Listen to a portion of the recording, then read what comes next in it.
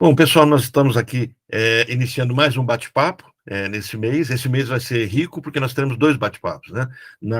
Daqui a 2 semanas teremos mais um, mas hoje a gente vai estar aqui com a nossa psicanalista e psicóloga, a Glaise Gomes. A Glaise, num dos nossos debates, dos nossos bate-papos com a turma toda na supervisão, surgiu um tema ligado ao autismo. E dentro desse tema, ela nos trouxe algumas observações de um outro tema dela, que não é diretamente autismo, mas enriqueceu muito o debate. E daí surgiu, então, essa ideia, falei assim, Glaise, que tal você trazer isso para a gente, né? E ela falou, olha, eu tenho material que eu estou fazendo leitura sobre isso e posso trazer. Então, ela vai nos falar hoje sobre Freud e a sexualidade, o desvio biologizante.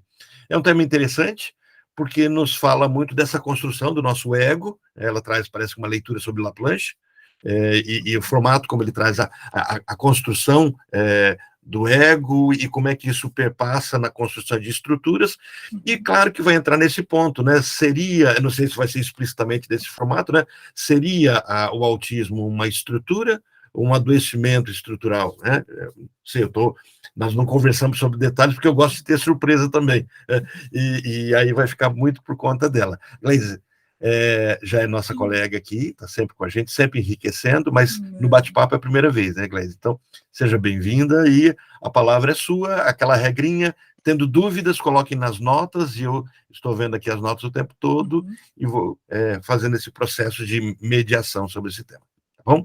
A Glaise pode se apresentar e já iniciar. A palavra é sua. Obrigado. Olá, bom dia.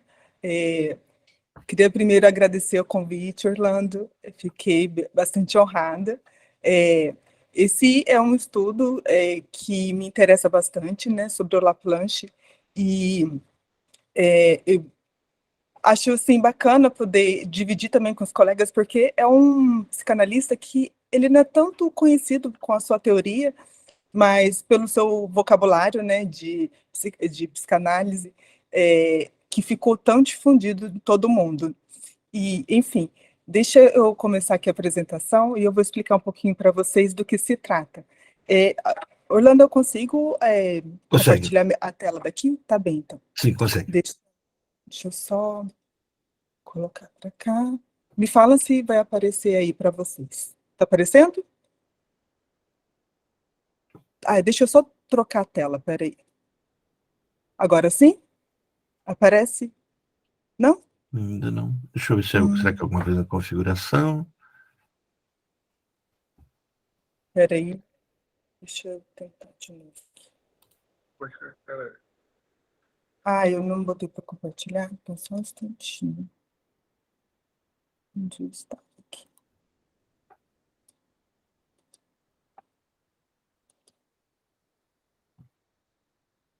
Agora vai. Agora está vindo. Sim. Deixa eu só trocar a tela aqui. Agora foi, né? Tá. Foi, sim. Já está aparecendo aqui para a gente. Deixa eu mostrar aqui. Antes de começar, eu queria apresentar o autor para vocês. Um pouquinho da história dele para vocês entenderem como foi o caminho dele na psicanálise, né? Laplanche, ele estudou filosofia em Harvard, e aí lá ele conhece o Loewenstein, que é o analista do Lacan, né? Que foi o analista dele e apresentou ele para o Lacan. Então, ele fez análise com Lacan, e incentivado por ele foi estudar medicina, ele fez psiquiatria, se formou em psiquiatra, e depois ele fez a formação com Lacan. E em 60, ele vai escrever O Inconsciente, um estudo psicanalítico, que é considerado como uma crítica, uma ruptura com o pensamento do Lacan. O único trabalho que ele fez na teoria lacaniana foi a apresentação de doutorado dele, que ele fez apoiado sobre a questão do pai, né? E quando ele se separa do Lacan, ele vai fundar a Associação Psicanalítica da França, junto com o Pontalise e o Anzieux. E uma curiosidade, ele leva 10 anos para poder escrever o vocabulário de psicanálise. Além disso, ele também traduziu a obra completa do Freud do alemão para o francês. Então, imagina o quanto que ele não estudou essa obra, né? E um fato curioso, ele faleceu no dia do aniversário de Freud, dia 6 de maio. Ele faleceu em 2012, né? Ah, eu deixei aqui embaixo esse Chateau Pomar, que foi a vinícola da família. Ele foi vinicultor a vida toda. Ele vendeu o Chateau Pomar em 2009 para poder fundar a fundação dele, né, para difundir todo o conhecimento que ele deixou, toda a obra dele. E ele traz, como Lacan, né, o Lacan ele trouxe o retorno a Freud, né, e ele vai fazer a interpretação de Freud com Freud. O que consistia isso, né? Era uma atenção aos detalhes no texto freudiano, uma leitura a questionar a, a própria leitura, a teoria do Freud, né, para mostrar contradições, tensões e as suas exigências. O que é essa exigência? É algo que é ditado pelo objeto, e o objeto da psicanálise é o inconsciente. Ele estava praticamente fazendo a análise na teoria de Freud, né? E aí, o que ele tinha? Era um trabalho para detectar o que foi encoberto pelo próprio Freud. Ele traz uma teoria que chama Revolução Copernicana Inacabada. Deixa eu apresentar para vocês do que se trata. Isso ele acabou fazendo, tem um livro sobre esse tema, para vocês entenderem como é vasto, e o que ele se apoiou aonde, essa revolução copernicana. Vocês lembram que o Freud apresenta, naquele texto, Uma Dificuldade da Psicanálise, de 1917, as 3 vexações narcísicas, né, as 3 feridas narcísicas do golpe no egocentrismo humano. O Copérnico, né, ele traz a questão de que a Terra não é o centro do universo. O Darwin traz a questão que o homem não é o centro da criação. E o Freud vai apresentar o eu não é senhor na sua própria casa. Ele vai dizer que tem algo a mais, né, no indivíduo. E aí, o próprio Freud, ele vai encarnar em si os 2 movimentos. Que movimentos são esses? O do Copérnico, né, copernicano, que ele chama, e a força contrária, que é a força ptolomaica. Porque o Ptolomeu, ele disse que a Terra era o centro do universo. Então, um diz que é a centro e o outro dizia que não. Então, são 2 forças, né, 2 movimentos contrários. E o Freud foi detectado que, pelo Lacan, pelo Laplanche, que ele acabava caindo em contradição na sua própria teoria. O movimento ptolomaico visa, inconscientemente, claro, recolocar o eu no centro da teoria. Ele falou que o eu não era o ser da sua própria casa, né? Então ele está caindo em contradição e o Lacan ele vai identificar isso. O que para ele identifica como a revolução? Ele fala assim, a revolução, elas não são lineares, as revoluções. E que acontece? Ele tem avanços, tem retrocessos e muitas vezes acaba deparando com recalcamentos, né? Da pessoa que escreve a teoria. E aí o Laplanche ele vai usar o próprio método psicanalítico colocando o Freud em contradição. Então deixa eu apresentar para vocês o próprio tema. Eu estudei esse tema nesse livro. O livro é pequenininho, tem 100 páginas só. É gostosinho de ler, porque são apresentações, são aulas dele, lá na Universidade de Paris. Ele se organizava por anos, ele entrava assim, num tema no ano, e apresentava aquela aula, ia dando aula sobre aquele tema. Então, ele desenvolveu, assim, são 7 livros sobre os temas que ele apresentava.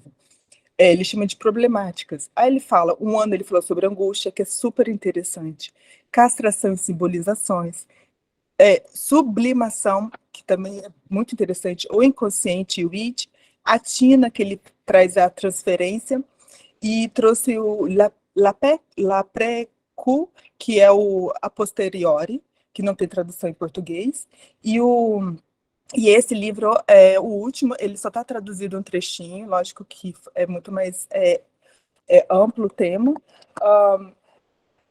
o desvio biologizante na sexualidade em Freud, né?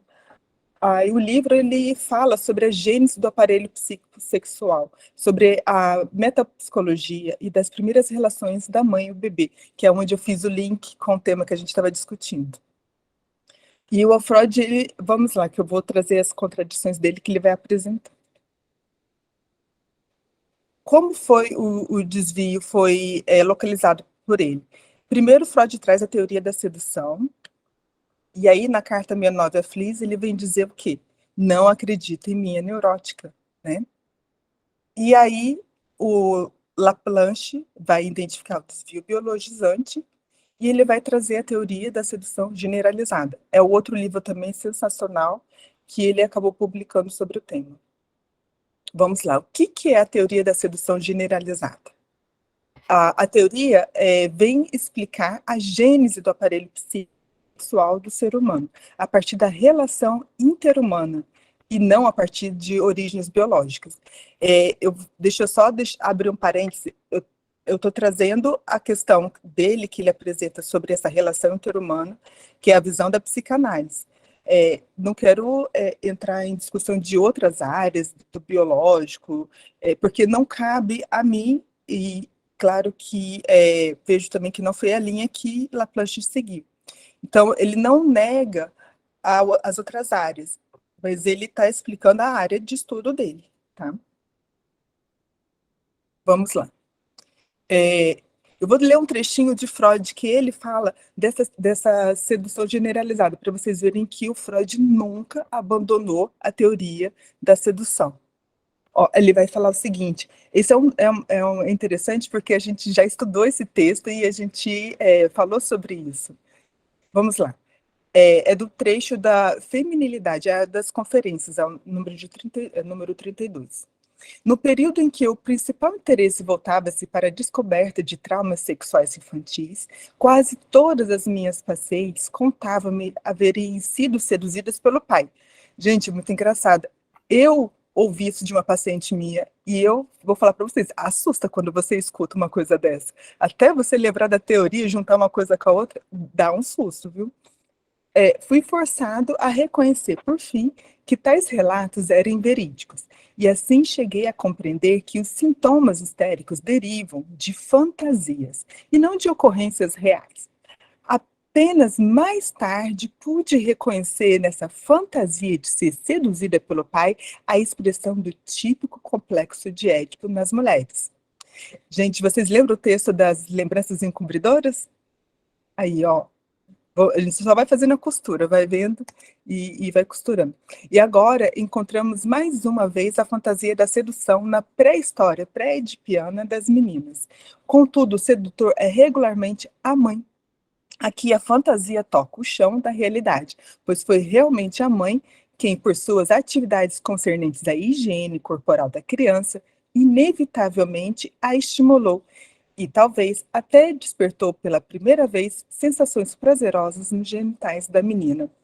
Isso Freud, no final já, ó, ele veio a falecer em 39, né, ele já estava com a teoria dele toda já apresentada, estudada.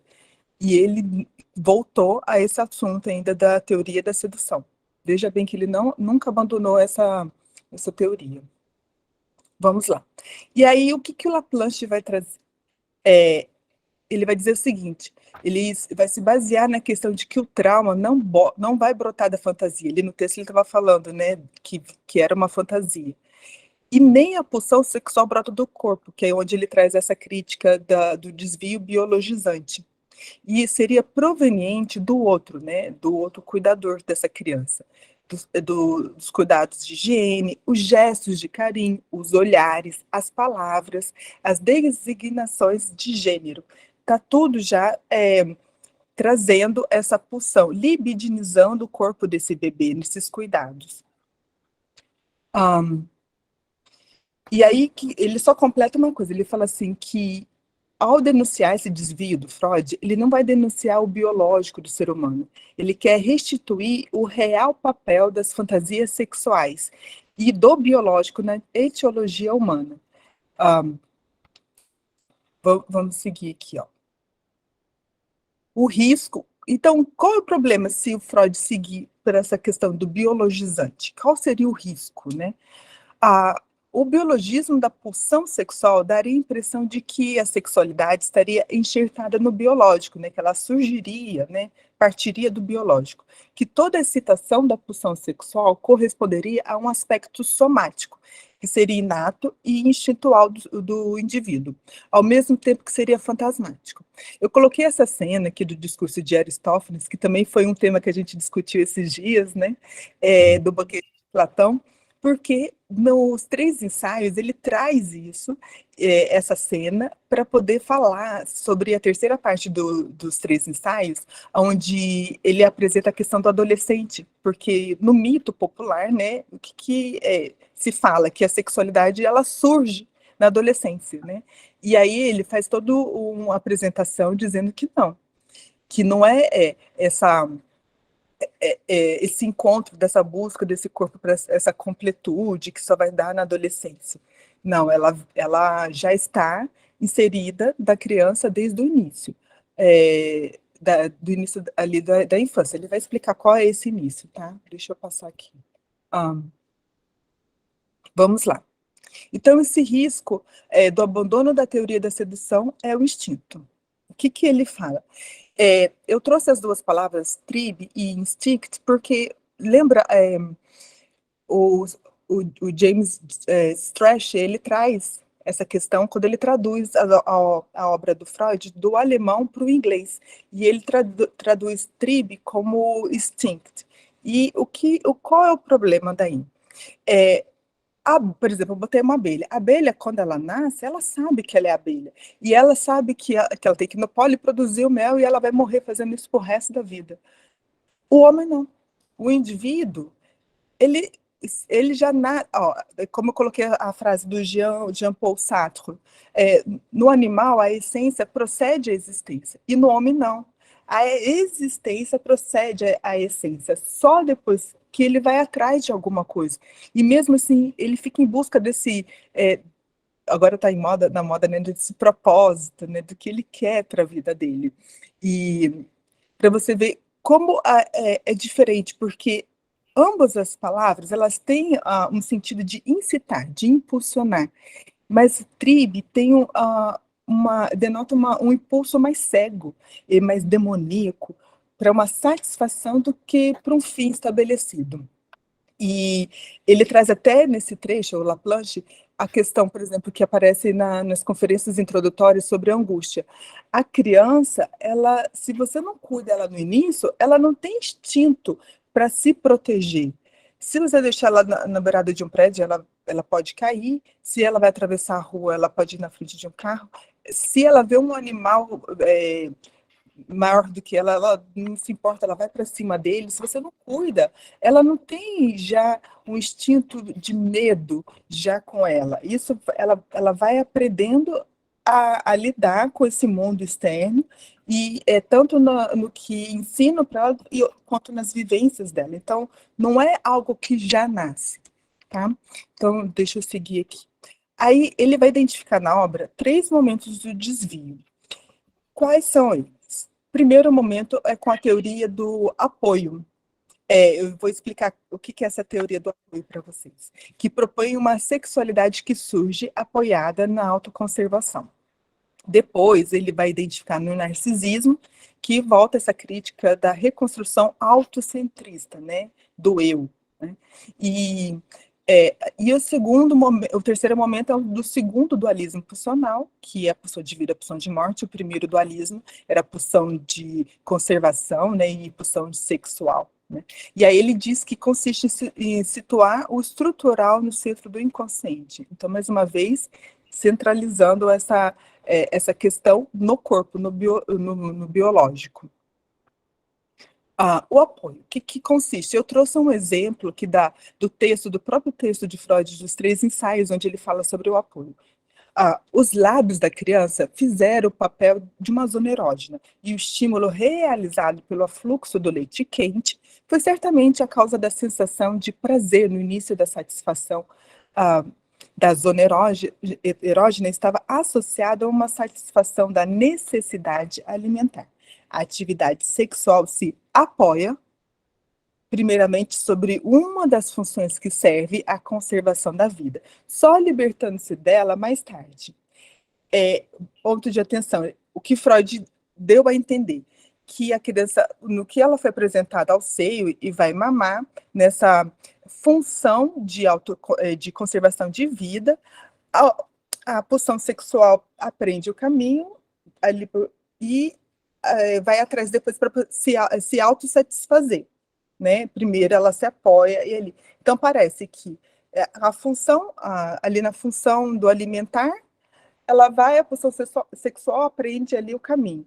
E de onde ela vem? Né? É essa que é a questão dele. Vem do corpo? Que é isso? Que, né? Surge do nada? De onde surge isso?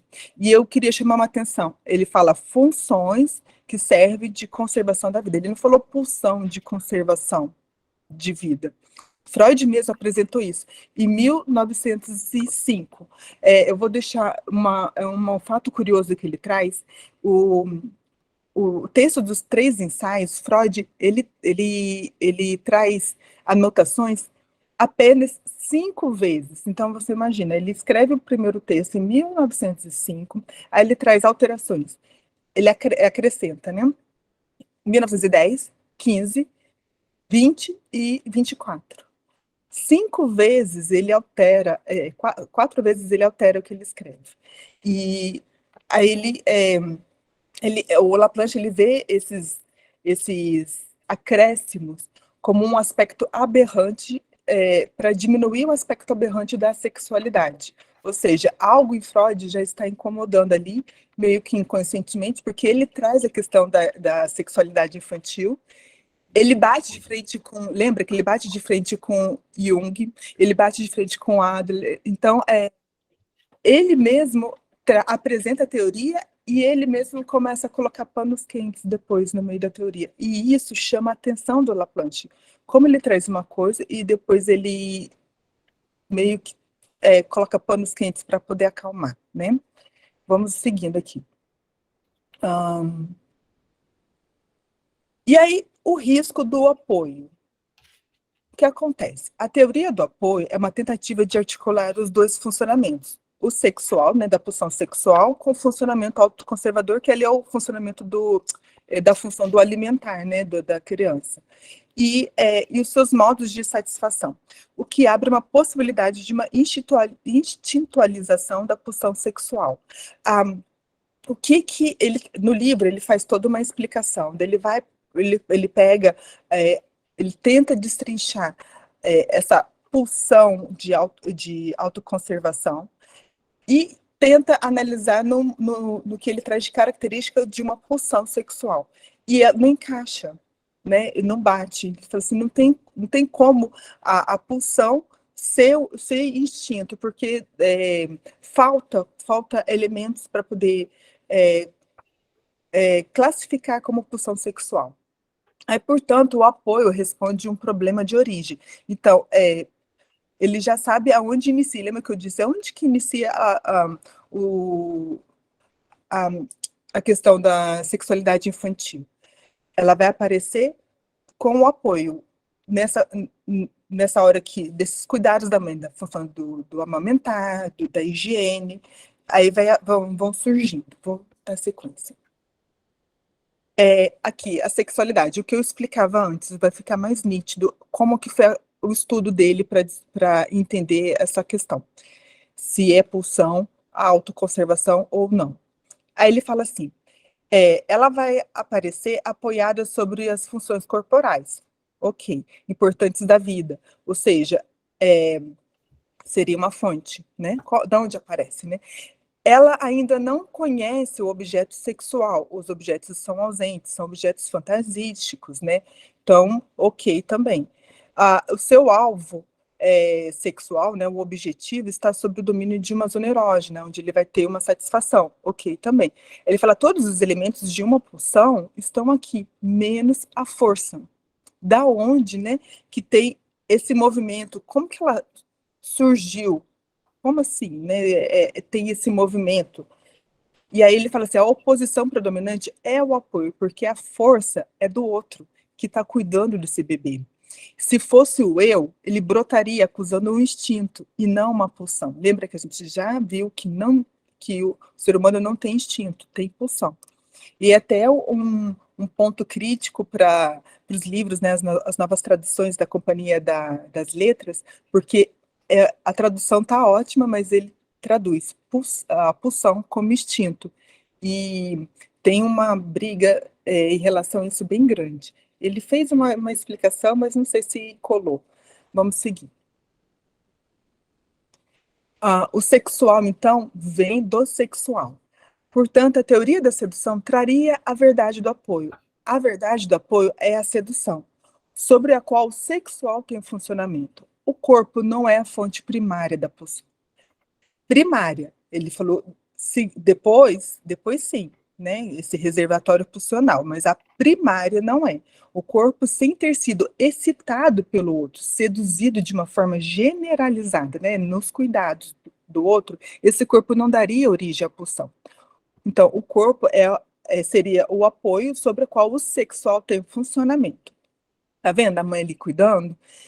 Ela vai libidinizando esse corpinho nos cuidados, nessa atenção que ela dá, nesse carinho, nesse zelo que ela tem, nessa ternura que ela tem, nesse cuidado. Eu estou falando ela, no caso, mãe, mas mães e substitutos, tá?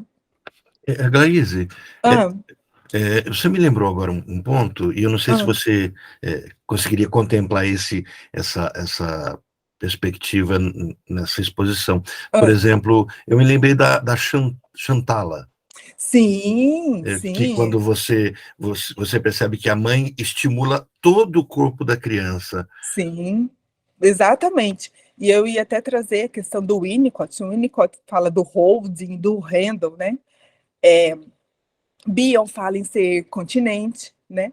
A questão diferente deles é que eles não trazem esse sexual, que é onde ele está apresentando, que ele segue à risca o que Freud escreveu. Ele traz, ele só dá ênfase ao que o Freud já disse e depois encobertou, conforme ele diz, né? É, e aí, seguindo, ele fala assim, quer ver, ó, que a prioridade do sexual enquanto excitação proveniente do outro na situação de constituição do sujeito, ó, tá entrando no nosso tema de discussão, tá?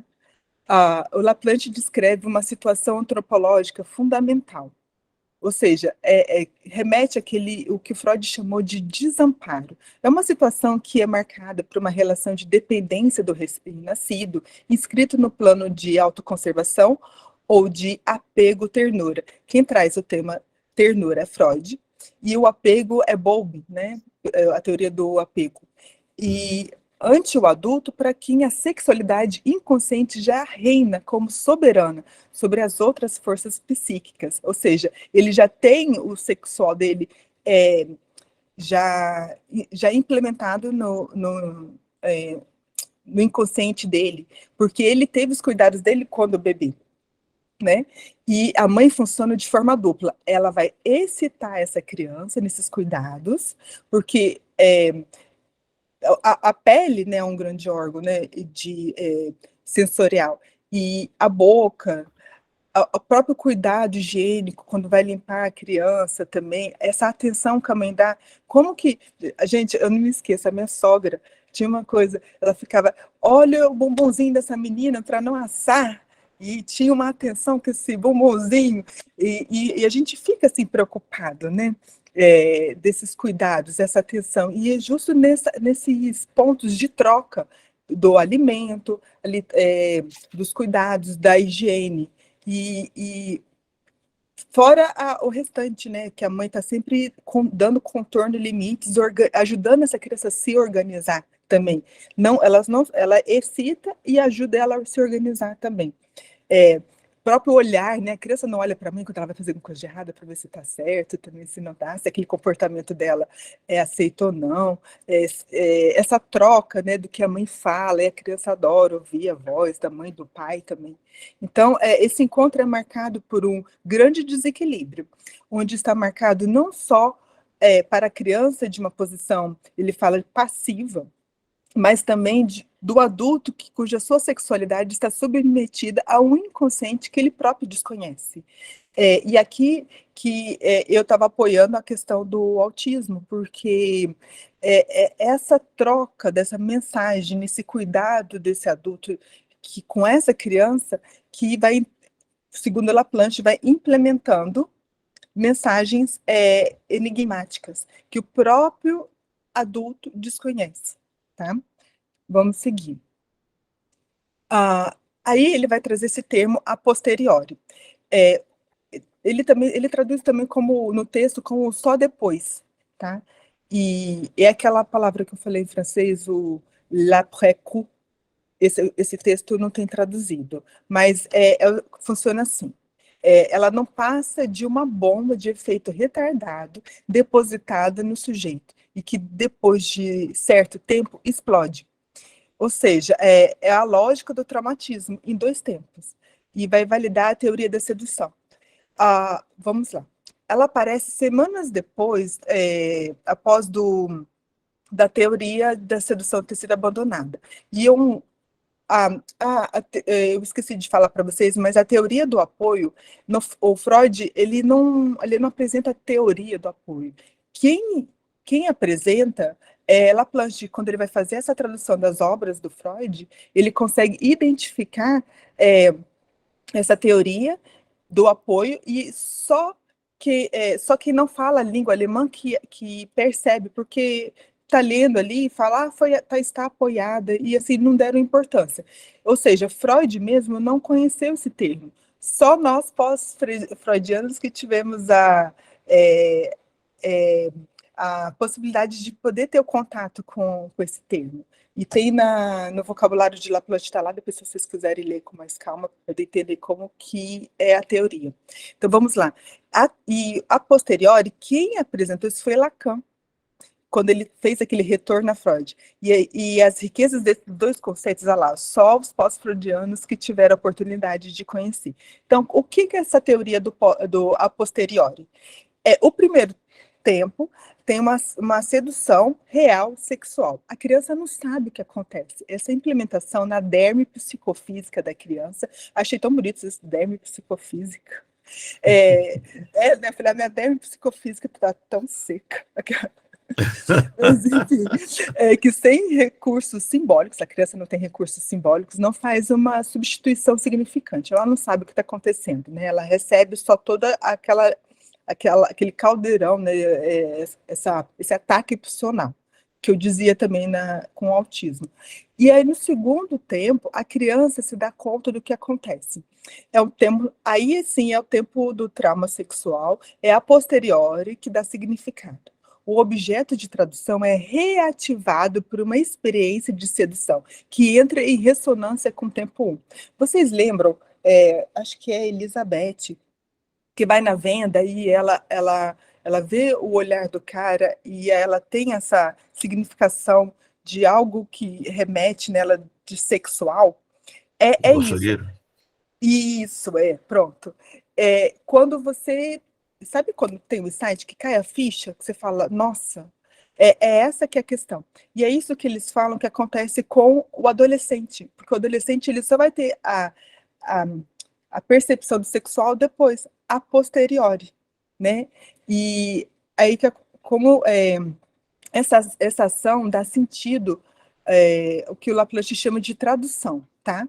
Ele fala assim, ó, este processo de tradução não é instantâneo, por isso se inscreve na lógica do a posteriori, pois se inscreve em dois tempos. A tradução só pode ocorrer quando a criança adquire alguns recursos simbólicos, então ali na adolescência que ela consegue entender o que está acontecendo com ela, por exemplo, que torna possível uma compreensão.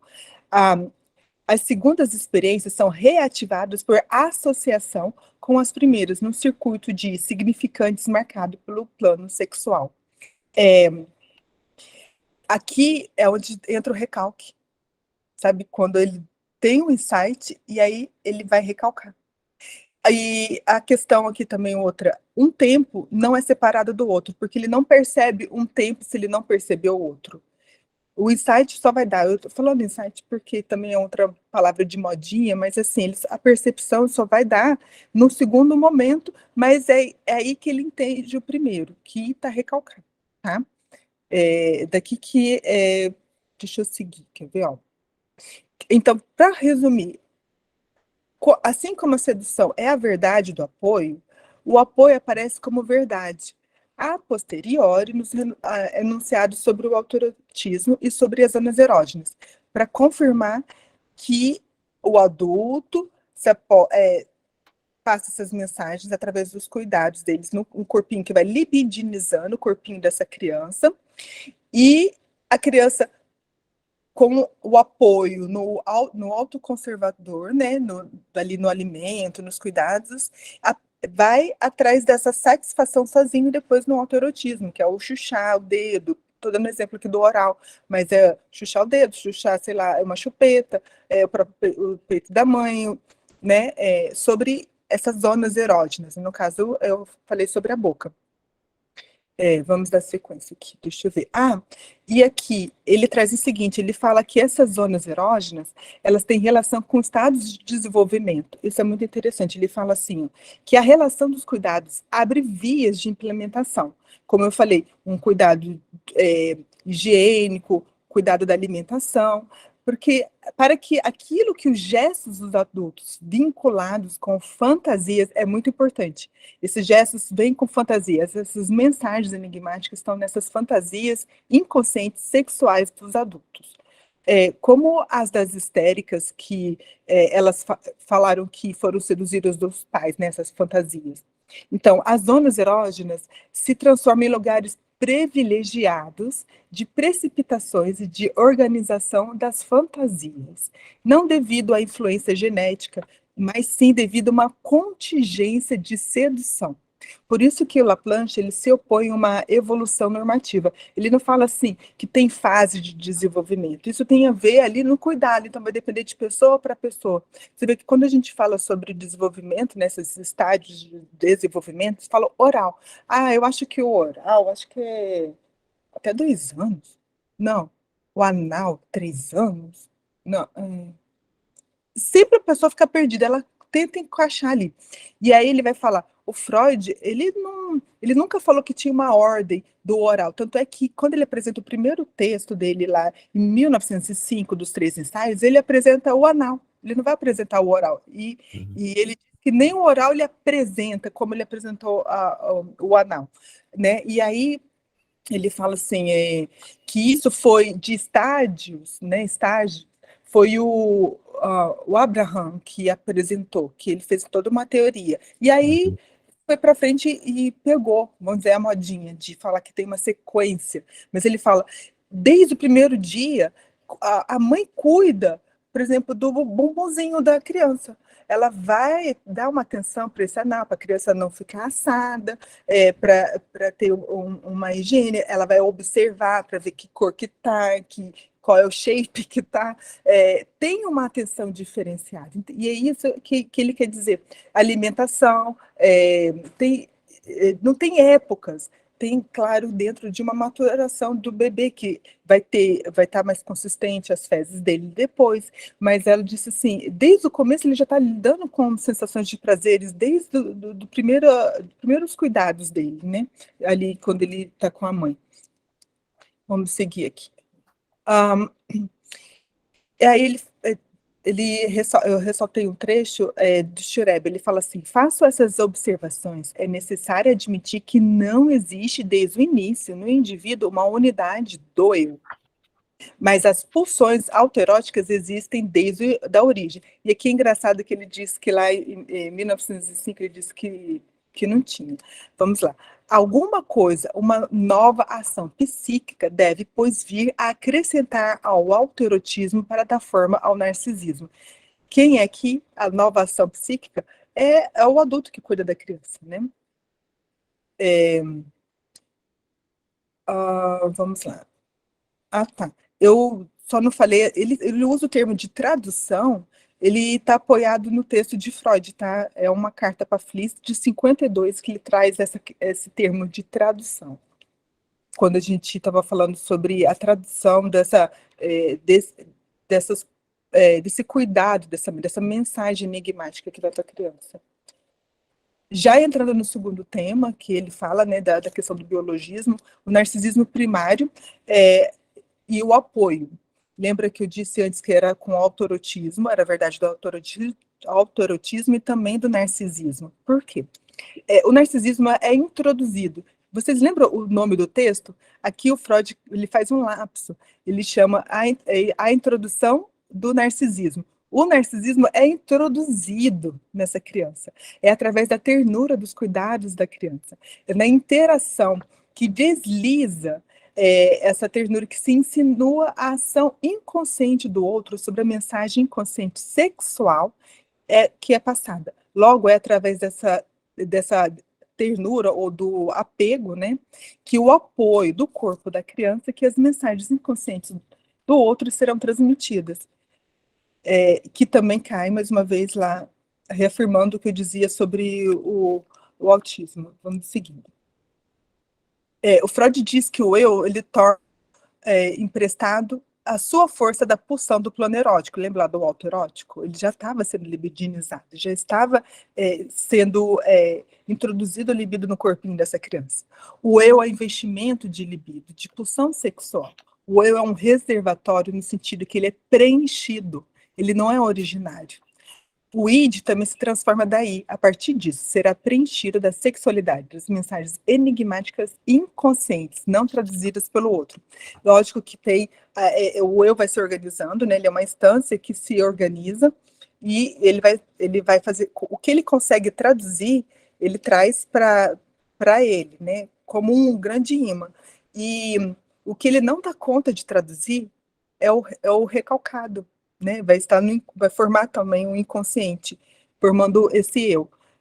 Eles são formados juntos, né? O momento que ele dá conta de receber essas mensagens e traduzir, lógico que não é de uma vez, né? Ele vai aos pouquinhos, enfim. E o outro que ele não dá conta vai para o inconsciente. Aqui, ó, eu me amo porque o outro me olha e me ama. O narcisismo é o amor do eu. O amor de um precipitado por amor, ao mesmo tempo do amor pela forma, pela imagem semelhante.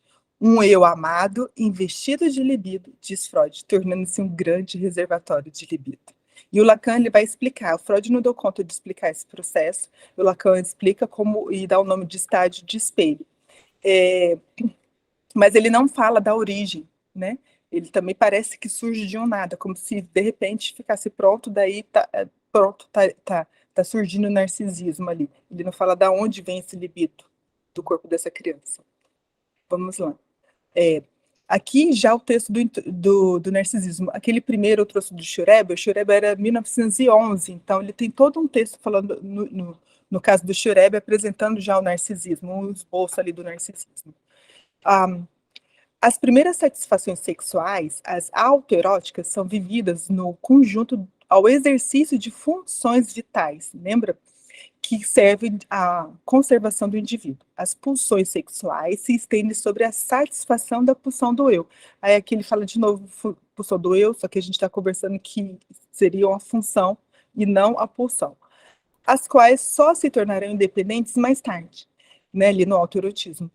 Esse apoio continua a se revelar no fato de que as pessoas que ocupam da alimentação, dos cuidados, da proteção da criança se tornam os seus primeiros objetos sexuais. Em primeiro lugar, a mãe ou seus substitutos. Aí aqui eu trouxe a relação dos dois, da mãe e do filho. O eu não é apenas um estado de superfície, é também a projeção de uma superfície. Ele traz isso no ego e no id. Deixamos um objeto parcial e passamos para um outro da conservação. Pouco a pouco é dada uma dupla versão desse outro, a mãe. Dizemos que o ser humano tem dois objetos sexuais originários, ele mesmo e a mulher que cuida dele. Anzieu traz a ideia do eu pele, né? Esse eu pele do psiquismo, uma pele para pensamentos, uma superfície epidérmica fragmentada, que é ali o corpo morcelê, né, que o Lacan traz, o fragmentado, né, e é um corpo sensível também. o autismo, ele tem esse corpo, né? Muito fragmentado e sensível. E a contribuição do autor quanto ao tema é que não há uma prioridade temporal entre o narcisismo e a escolha de objeto. Tanto no texto do Luto da Melancolia e o Leonardo da Vinci, o que se pode suspeitar é que o narcisismo originário e a escolha do objeto, ambas se precipitam juntas. Ao mesmo tempo que ele se percebe como o seu próprio objeto de amor, ele também percebe essa mãe. Por quê? Porque é nessa interação. Eu não apenas me amo porque o outro me ama. Então, ele tem essa identificação. O que ele diz? Que, primeiro, a mãe se identifica com essa criança e a criança se identifica com a mãe. Se a mãe não se identifica com essa criança, não tem como essa criança se identificar com ela. Essas mensagens enigmáticas, elas são endereçadas para essa criança, nessa relação. E é aí que me pergunto se o autismo tem essa identificação e como que é essa identificação, quais são as mensagens, né, enigmáticas que ele recebe e por que não dá conta de se organizar numa instância do eu. Então, vamos seguir daqui, peraí. Aí, o Lacan ele fala isso, né, o amor certamente faz signo e ele é sempre recíproco, né? Interessante essa troca que a gente já vê da mãe e do bebê desde o início. Aí, o narcisismo secundário, só para apresentar aqui, como se fosse uma ordem, né? Assim, primeiro vem ali a autoconservação, né? E depois o autoerotismo, aí vem esse narcisismo primário, esse amor ao eu, aí depois essa escolha de objeto, né? Essa amor à mãe, e o narcisismo secundário depois, como se fosse assim, ele está com essa mãe, aí o pai entra na história, tem a castração e ele sai em busca recolhe, né, esse libido para ele, vai em busca para investir em outros objetos de amor. E o que acontece que no Freud parece que tem uma sucessão uma ideia, sucessão finalizada e normativa, como se fosse assim, estou no autoerotismo, agora acabou, agora mudei de fase, como se fosse um videogame, estou no narcisismo, mudou, agora estou na escolha de objeto, venci essa etapa. Ele fala assim, não são etapas conquistadas, ele fala que elas são dinâmicas, que elas têm paradas, né, como é que você fala, Orlando, que tem as paradas, Paragem? as paragens, né? Tem a fixação, tem a regressão no caminho, então ela é muito dinâmica.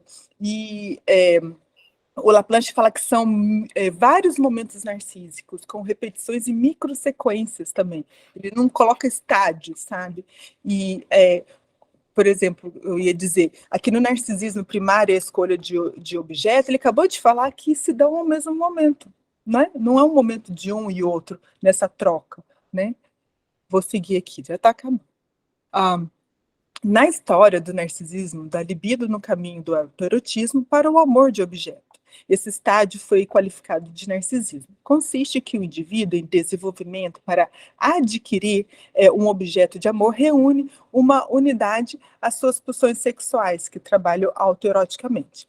Torna primeiro a si mesmo, toma o seu próprio corpo como objeto de amor antes de passar desse para a escolha de um objeto, de uma pessoa estranha. Essa fase intermediária entre o autoerotismo e a escolha de objeto, parece que muitas pessoas se detêm nela durante um período longo, e que deste estágio resta muita coisa para estágio de desenvolvimento posteriores. Aqui, ó.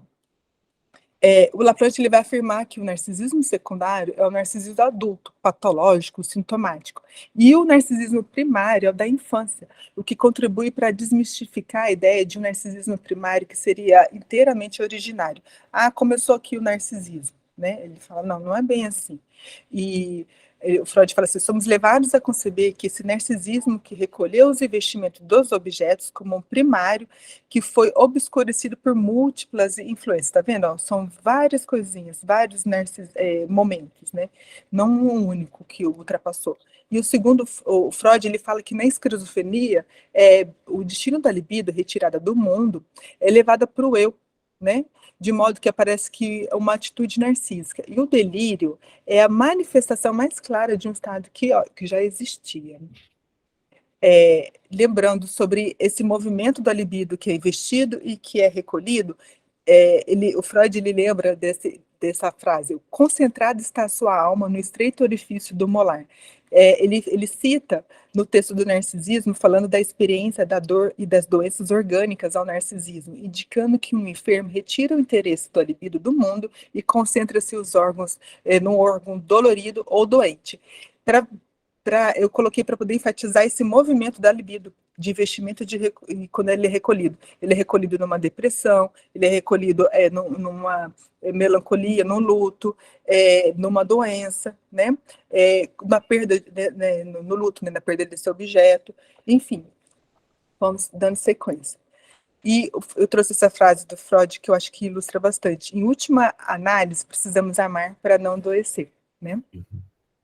Essa é a última posição que ele falou do risco do instinto, né, que seria apresentando com dualismo pulsional, é a pulsão de vida, a pulsão de morte. Ele fala que no começo, ali em 1905, ele apresenta essa pulsão de sexual, na época, né, que ele apresenta como do processo primário, uma energia livre, desligada, né, e depois ele vai apresentar do processo secundário, uma energia presa, de ligação, e ele coloca essa livre de desligamento com o Eros, e a pulsão de morte como ela ligada. Ele faz uma confusão, parece uma miscelânea, como se fosse duas coisas. Ele não traz essa pulsão de vida, essa pulsão de morte como duas faces da mesma moeda, né? A teoria da pulsão, ele fala assim, houve um recalcamento do sexual demoníaco disruptivo, tal como apresentado em 1905 nos 3 ensaios.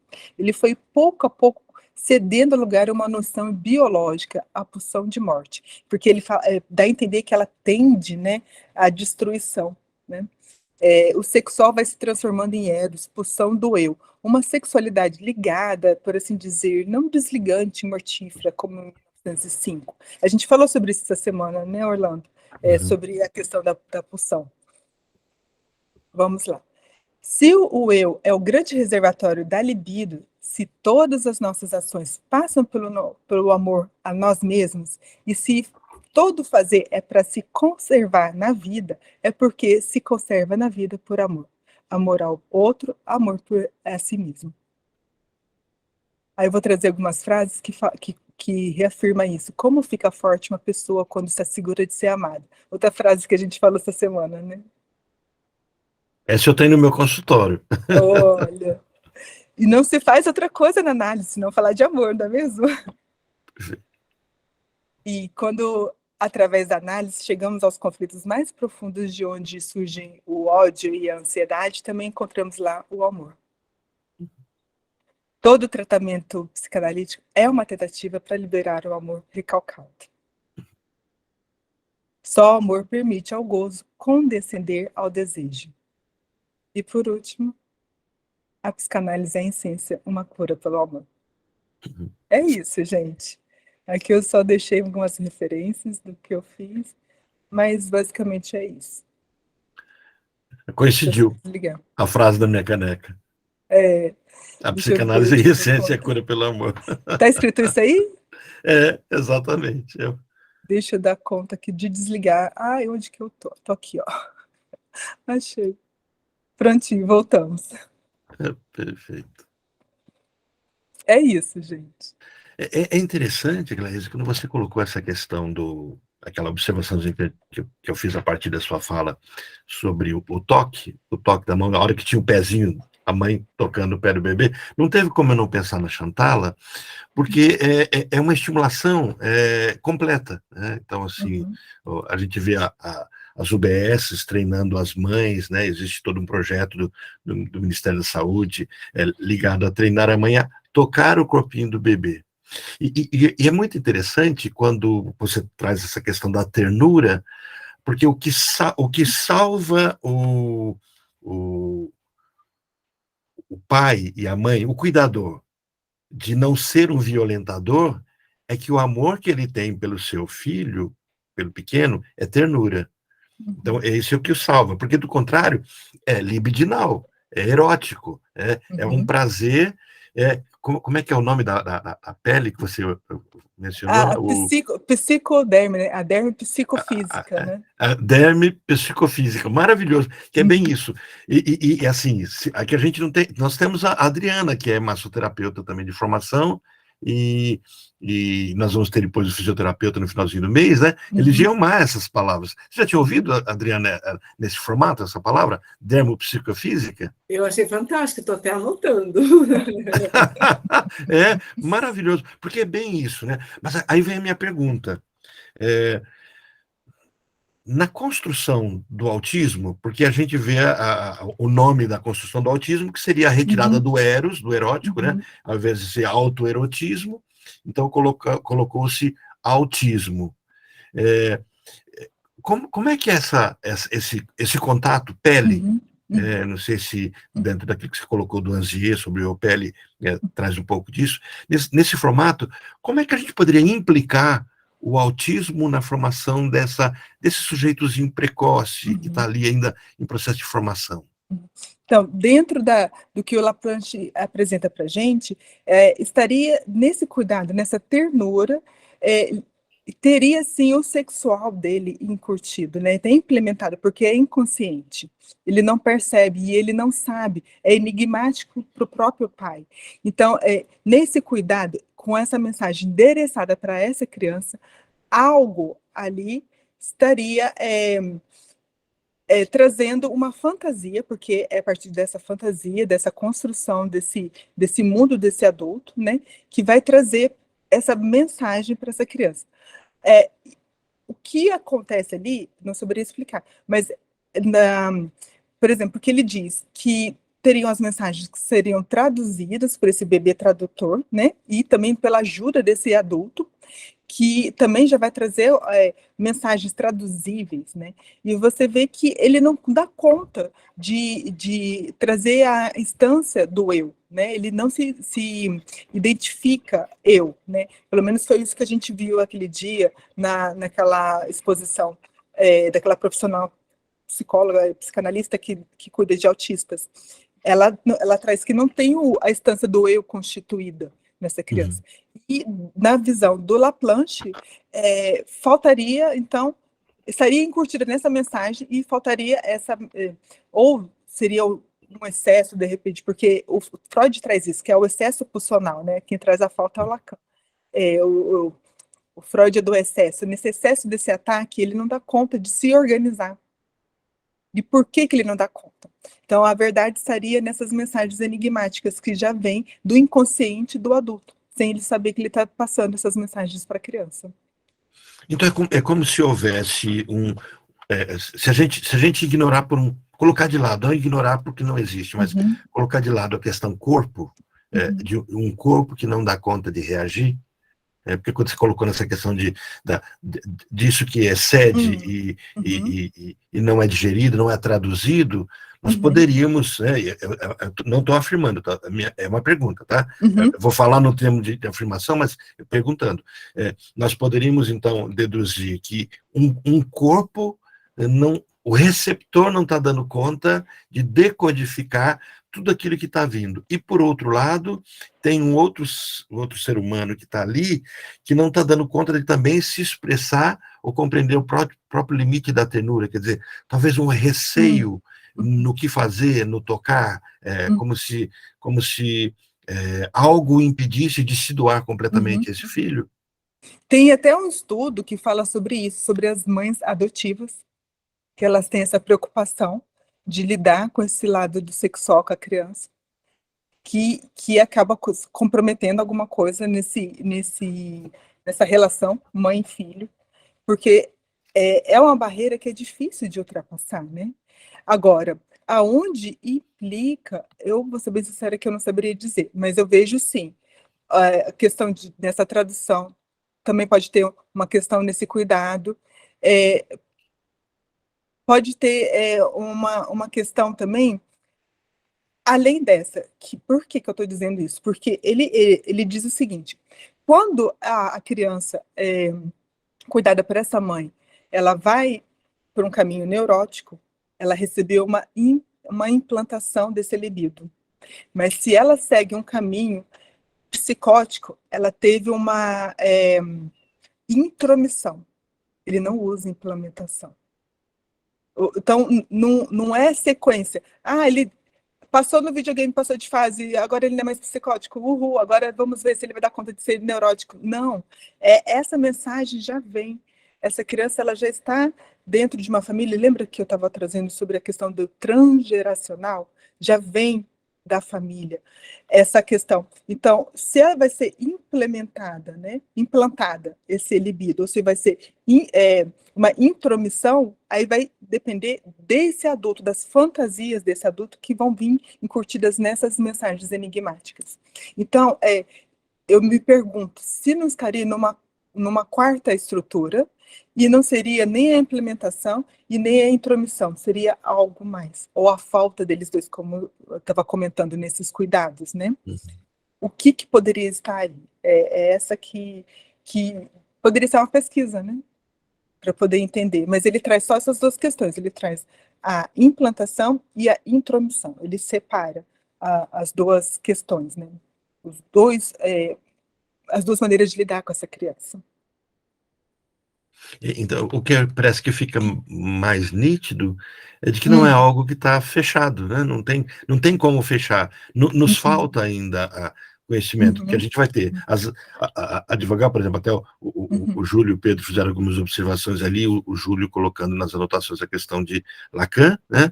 E o Pedro trazendo o Winnicott, até o Júlio traz a Klein também a questão do seio bom, o seio mau, essa esquizofrenia infantil, né? Essa noção dos dois. Mas o que me chama a atenção ao discutir autismo, né, de uma forma muito superficial, né, não é a minha área de concentração, mas assim, o que me chama a atenção é que você está diante de uma pessoa que não está sabendo lidar com aquilo que ela sente eroticamente. Então, assim, é uma criança que cria maneirismos, que cria os seus flapzinhos, que reage de uma forma desproporcional aos estímulos de luz, de barulho. Então, assim, por isso que me ficou muito marcada a ceninha que você colocou do pezinho tocado pela mãe. Quer dizer, eu não sei se você está compreendendo, eu estou com uma certa dificuldade em dizer o que está passando pela minha mente, porque eu não quero ser mal compreendido. Quer dizer, quando a gente implica a mãe ou o cuidador nessa cena, o meu caminho não é aquele caminho, então a culpa é da mãe, não é bem isso, porque isso traz um peso tão grande, né? Assim, uma mãe de um autista, se escuta a gente, sem compreender todo o caminho que a gente está tentando construir, ela escuta isso e ela fala assim, não, quer dizer, eu sou culpada de ter um filho autista, e não é por esse caminho, né?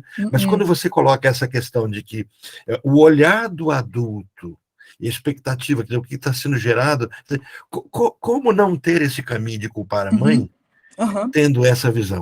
É isso aqui a minha pergunta. Sim, é algo além disso, está no inconsciente dela, que já foi dado por um cuidador quando ela era criança, né, de um outro cuidador.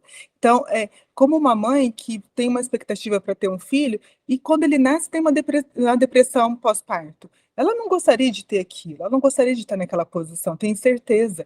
E eu tenho certeza também que a mãe de um autista, ela fica super preocupada que não dá conta dessa criança de responder aos cuidados dela. Mas é algo além, é esse estranho, é esse estrangeiro que a gente tem dentro de nós, que nós não somos o senhor da nossa casa, né? É algo que está fora da nossa, do nosso controle. É algo que a gente já recebeu e que a gente nem tem percepção, que eu transmiti para minha filha, que nos seus cuidados também com as suas meninas, ali com a sua esposa, também transmitiram para elas, é algo que é transgeracional, que vem curtido nessas mensagens enigmáticas, que nem a gente sabe que está composta. Por exemplo, assim, eu posso também, relações também, vários tipos de relações, também a de homossexuais, né, como eu trouxe aqui a história do Leonardo da Vinci, dele com a mãe dele, enfim, não é algo que é consciente, é algo que é estrangeiro a gente, ele traz essa palavra, estrangeiro, né, Freud até fala o estranho, né, Estranho, muito infamiliar, né? Sim, familiar também, não é algo consciente, não faz porque ela quer, Tenho certeza que nenhuma mãe quer que uma filha psicotize, ou que tenha uma, sei lá, hoje em dia, estou falando qualquer coisa, vai. Qualquer questão do ser homossexual, vai. Tem mãe que não quer que o filho seja homossexual, que tem as questões dela, pode ser de preconceito, pode ser de preocupação com esse mundo, como é que vai reagir com essa criança, mas é o caminho que acaba seguindo, e está ali nessa relação. E Laplanche segue por aí, para poder identificar essa construção desse psiquismo do indivíduo, né? Então, me parece que esse olhar, né, dessa mãe não dá conta dessa constituição egóica, mas o porquê? Não é porque ela queira que não dê conta, ou ela não está nem aí para essa criança, ou ela tem uma depressão pós-parto. Tem várias mães que tiveram depressões que não deram conta de cuidar, mas tiveram outras pessoas que cuidaram da criança, a criança cresceu, ficou neurótica, sei lá, deu conta de seguir o caminho dela, de fazer essa constituição desse psiquismo. E dessas crianças, nesse caso, não. Então, algo para o Laplanche está incutido nessas mensagens enigmáticas que são transgeracionais, que já não seriam diretamente dessa mãe, mas que já vêm de outras gerações, de outros cuidados.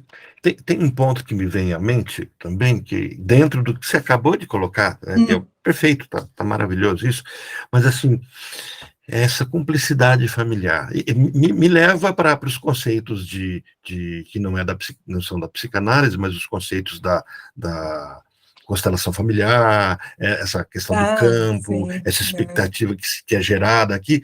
A gente sabe, não é científico, mas não é científico, e nem pretende ser, né? Porque teve essa discussão, até muitos cientistas vieram discutir no congresso essa questão.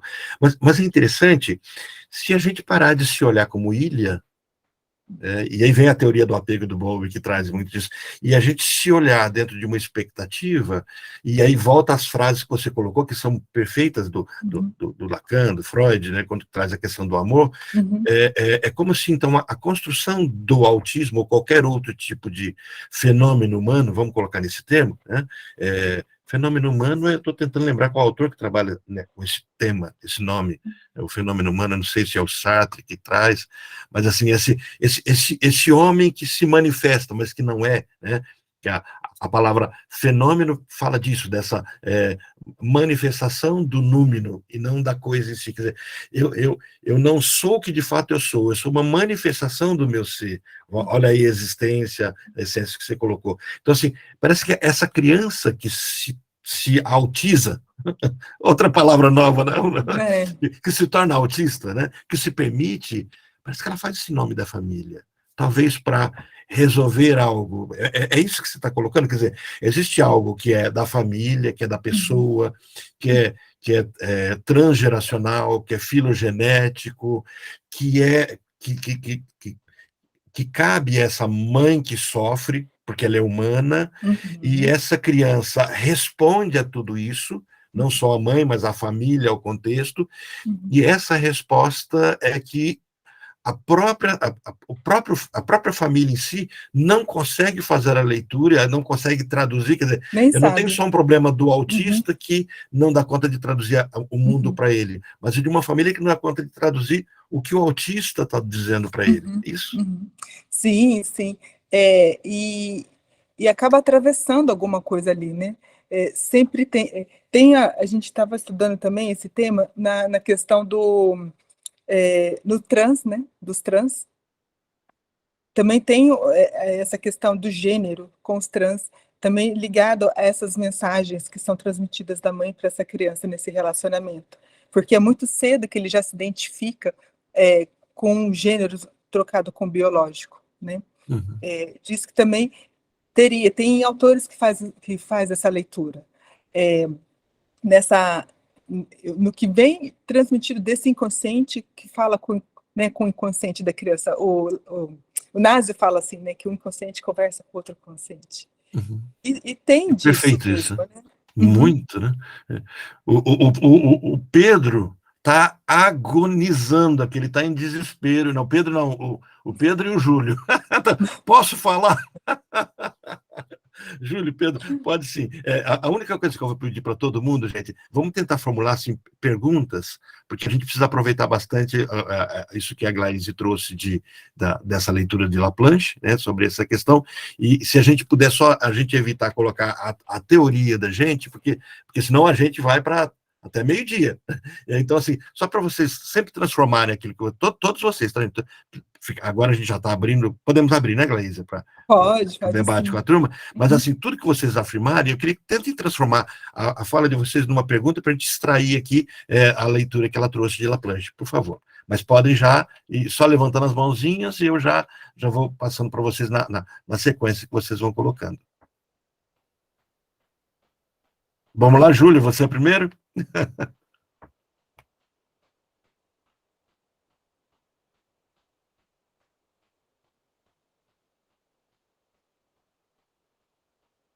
Bom, enquanto ele vai se articulando, Glaise, como é que você poderia trazer a questão da mãe geladeira e essa leitura? Há uma releitura sobre isso ou não?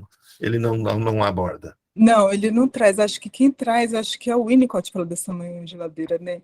Isso.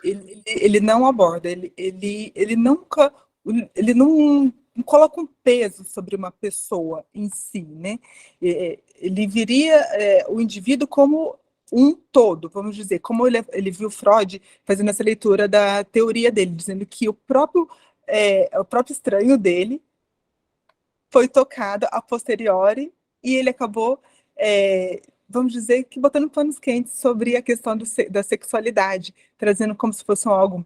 Porque ele fala assim, ó, o eu, ele é sempre organizador, ele tem um caráter organizador e ele está sempre trazendo para a tradução, para o processo secundário, né, onde a gente vai ter essa compreensão do que está acontecendo, algo que é defensivo, né? E o Freud, quando ele apresentou esse sexual, ele mesmo entrou no defensivo dele e acabou mascarando um pouquinho o sexual da teoria.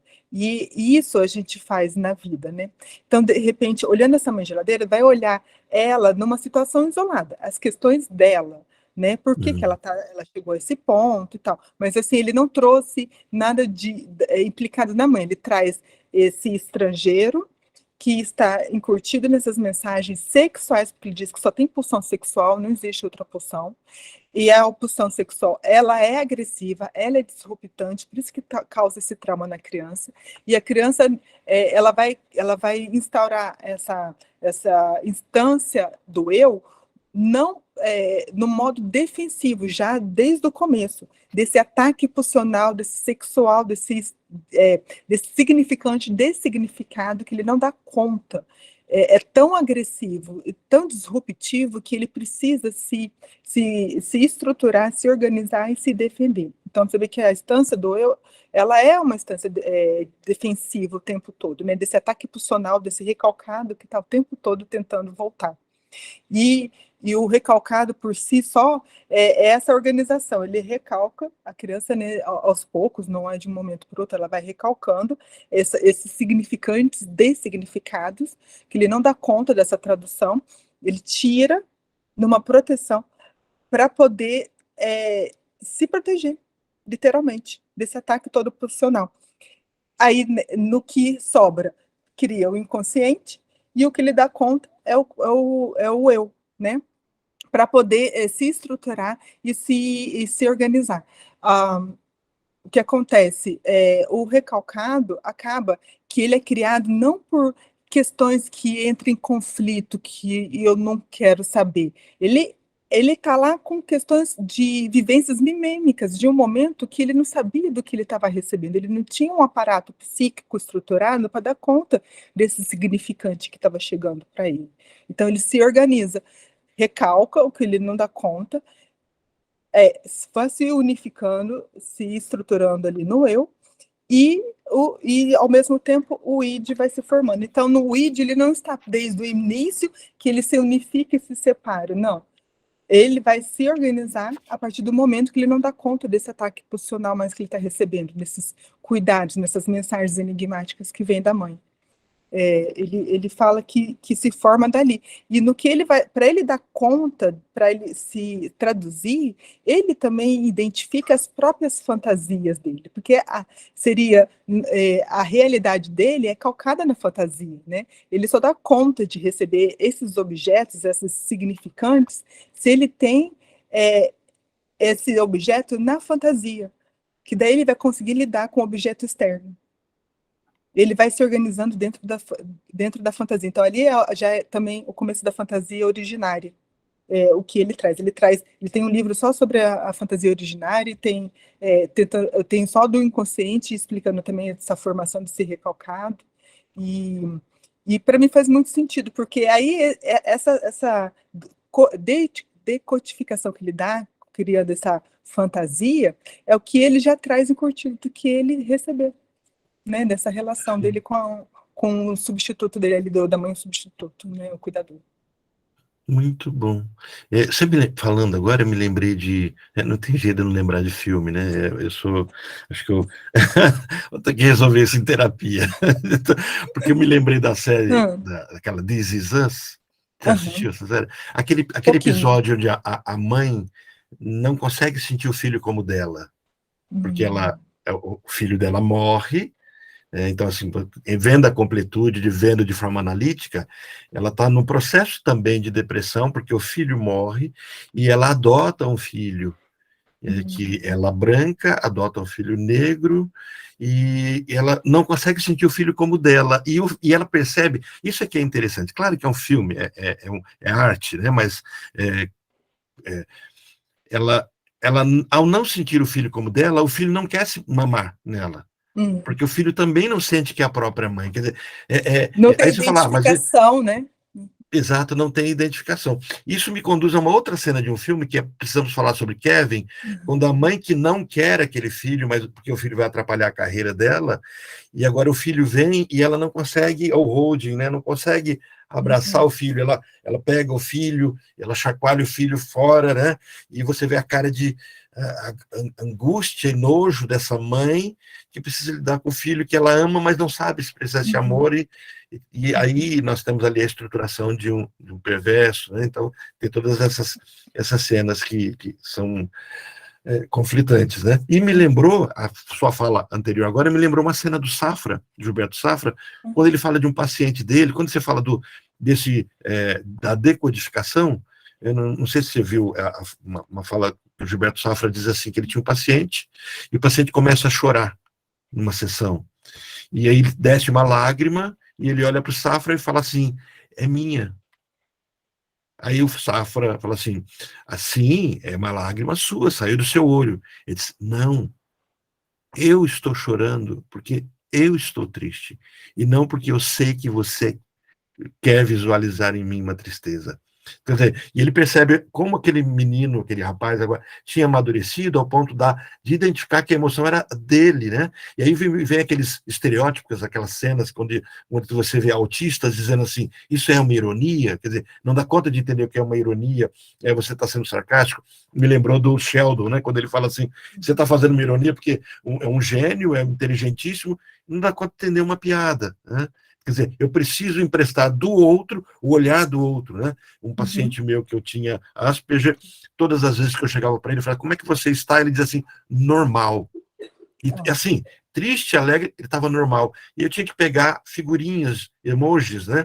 E falava, qual normal? Eu colocava, ele escolhia o normal que ele estava. Quer dizer, era o normal bravo, era o normal sorridente, era o normal pensativo, era o normal triste, quer dizer, que normal que era. Então ele não dava conta de nominar a própria emoção, o próprio sorriso, mas ele dava conta de identificar o tipo de sorriso que ele tinha. É mais ou menos isso que você está colocando quando fala de decodificação? Sim, ele traz toda uma teoria, né, falando sobre isso, sobre esse self, esse falso self, né? Ele traz até mais voltado para o Lacan, ele fala assim, o eu metafórico, o eu metonímico, ele faz essa relação dos dois. E aí eu não trouxe porque como lá no vídeo que nós vimos, ela trazia que o autismo não tinha a instância do eu instaurada, do que já nem vou entrar nesse assunto. Mas ele traz essa questão de ter esses dois lados, e ele fala que a mãe ajuda nessa contenção desse eu, né, desse rodo, o ego auxiliar, né, nessa relação, ajuda ele a decodificar também essa situação e dele se perceber como pessoa. Porque ele fala que esses dois eus que ele apresenta, o metonímico e o metafórico, ele diz que os dois é a mesma pessoa, não são duas pessoas dentro de um. E daí parte, né, esse self, falso self e o self, vamos dizer, o verdadeiro, que aonde que dá essa separação e por quê? Ele dá uma pincelada sobre o assunto. Já vi também outros autores também aprofundando, mas como não era o caso, eu acabei nem indo atrás. Mas ele faz um estudo, sim, sobre essa questão. Perfeito.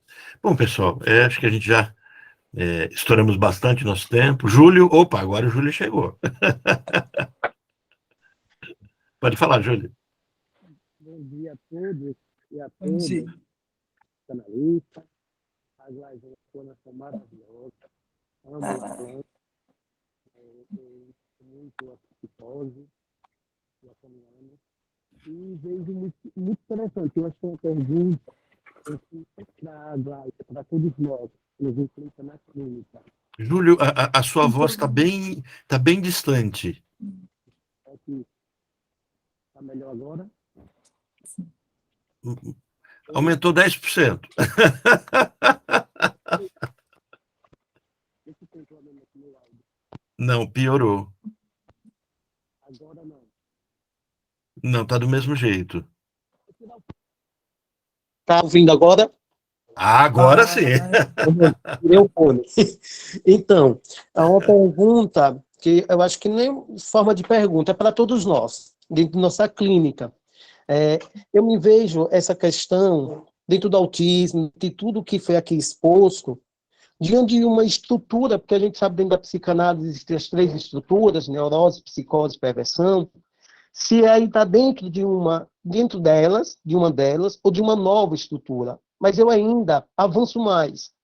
Será que pode também ser um questionamento que está de uma nova forma de roupagem, com um pano de fundo, né, de um novo tempo, de uma nova família que surge, de um novo ser, de formas diferenciadas que estamos aí, de um avanço tão tecnológico, de tantas coisas que já modificam o tempo, né? Também temos essa perspectiva, por questão de, nas narrativas que são impossíveis de um saber pleno da constituição desse sujeito sexual, né? Não teve esse acesso pleno do sexual, nem Freud teve essas teorias que é grandes e válidas, e outros avançaram, mas não há um saber pleno dessa marca enigmática do ser, né? Sempre vai cair no furo simbólico que faz borda com as outras articulações, nas outras cadeias significantes. Então, eu fico para nós mesmos, a gente perceber o quanto nós estamos de frente de um enigma. E aí é necessário, é muito boa a explanação, a gente vê muito que Laplante ele dá uns apontamentos muito maravilhosos, né? Não vendo aqui a questão de uma teoria ser melhor ou não, para nós, para psicanalista, todas as teorias é válida, enquanto a gente assume essa posição e tenta implicar-se dentro da nossa clínica. Mas é isso. Eu fiz alguns cortes lá, mas muito obrigado, Aglaise, eu amei. Que bom, que bom. Eu concordo com você, número, gênero e grau. A gente sabe que a clínica impera, né? Jamais a teoria vai sobrepor a clínica. Então, ali a gente, com o paciente, um de frente ao outro, e a gente vai ver na singularidade o que ele está trazendo. Eu entendo também assim, tem pontos que são positivos em alguns teóricos e outros trazem outros pontos que a gente pode ir ligando, dependendo do paciente. Eu nunca vejo algo fechado. É só esse teórico traz essa verdade única. Me parece que ali na clínica que você vai vai dar essa pincelada e aproveitar, porque é muito rico o que todo mundo trouxe. E o Laplanche, ele jamais, apesar de ele ter crítica com Lacan, você vê que traz muito da teoria e ele sempre respeitou muito o mestre dele.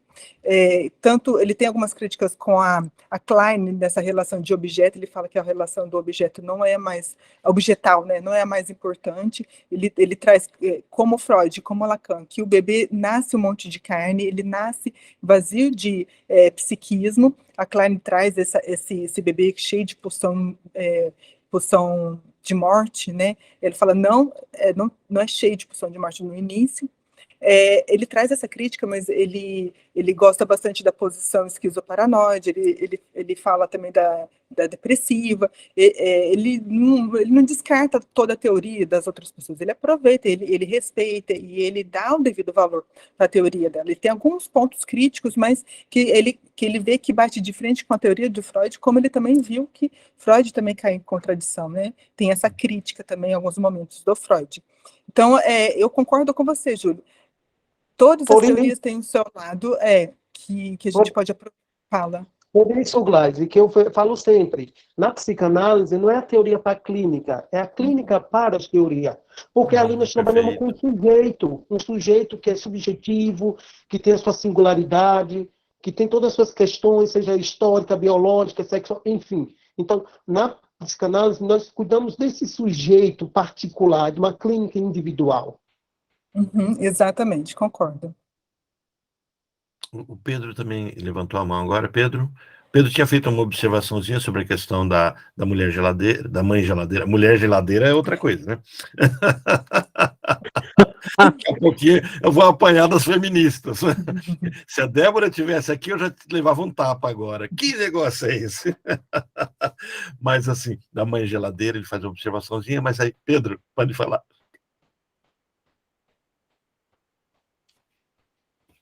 Então, né, bom dia, parabéns, né, guys, aí, que riqueza de conteúdo, né, que, assim, muito bonito, né, a gente vê um profissional, né, com toda uma competência, né, uma psicanalista, onde a gente fica encantado, né, com a fala, com aquilo que traz, né, a riqueza de material, né, e, assim, uma explanação fantástica, não só traz o autor, mas aí envolve outros autores, né, e faz lembrar Melanie Klein, faz lembrar o Freud, o Lacan, o Winnicott, e que lindo, né? Assim, muito, muito enriquecedor. Parabéns mesmo, gostei muito. Obrigada. E assim, né, me encanta, né, esse mundo da psicanálise, né? Tantos psicanalistas falando uma linguagem onde um complementa o outro, onde as teorias elas valem para que a gente possa absorver tudo aquilo e num saque analítico, né, ali na nossa clínica, poder trabalhar, né? E que riqueza falar da sexualidade infantil, né, da sexualidade na criança, hoje tão precária, né? Onde as pessoas não sabem lidar com isso e que é um tema tão importante que a gente percebe tanto, né, na psicanálise, em tantas outras profissões, né? Uma demanda muito grande hoje e que a gente tem que ter uma visão realmente sobre essa idade, né? E lindo isso, a gente vê a sexualidade infantil em Freud, em Melanie Klein, em Winnicott, em Laplanche, cada com sua teoria, mas que todos se encaixam, né? Quando fala sobre o autismo, me encanta muito, e assim, eu sou fanático pelo Winnicott, né?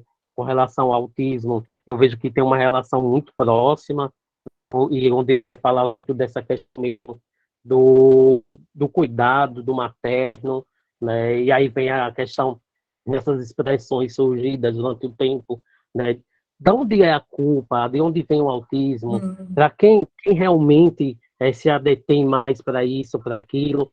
E é uma dúvida, né? É um mistério insondável que a gente precisa sempre estar atento. E esses autores têm ajudado muito nessa contribuição, né? E parabéns, assim, fantástico mesmo, amei mesmo, né? Vale a pena, a gente ficaria ouvindo até a noite. Muito bom. Obrigada. Parabéns. Obrigada mesmo, gente. Eu sou só uma pessoa apaixonada pela psicanálise, curiosa, que acaba estudando bastante, mas assim, penso como vocês, são contribuições é um tema ainda muito vasto, eu acho que tem muito ainda que estudar, muito que investigar, e está em aberto, eu vejo assim, como uma abertura, uma brecha, assim, para a gente poder usar como um apoio para poder começar essa investigação, né? Não como um tema já fechado, é isso, um dado, não. É algo que abre uma possibilidade de estudo.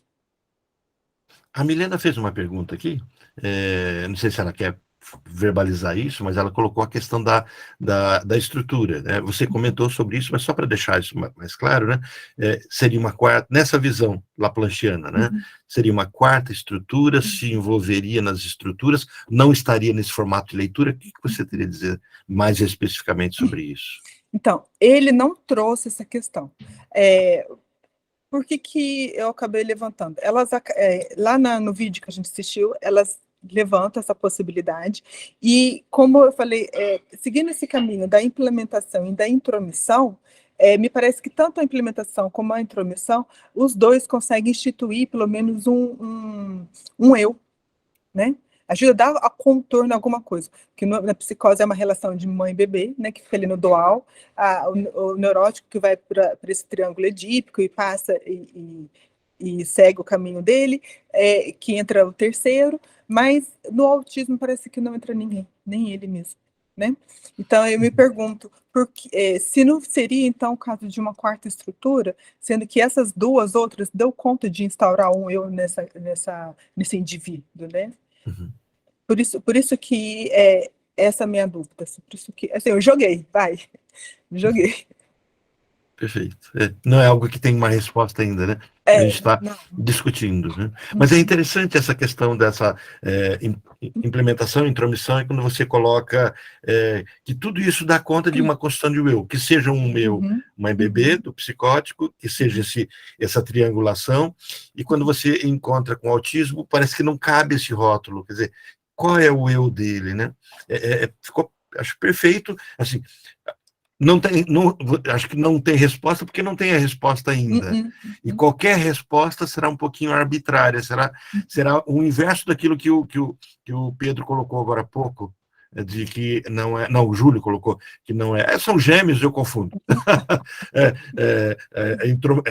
Não é a teoria que guia a clínica, né? Mas é a clínica que guia a teoria. Quer dizer, a clínica está a cada dia. É bem psicanálise, né?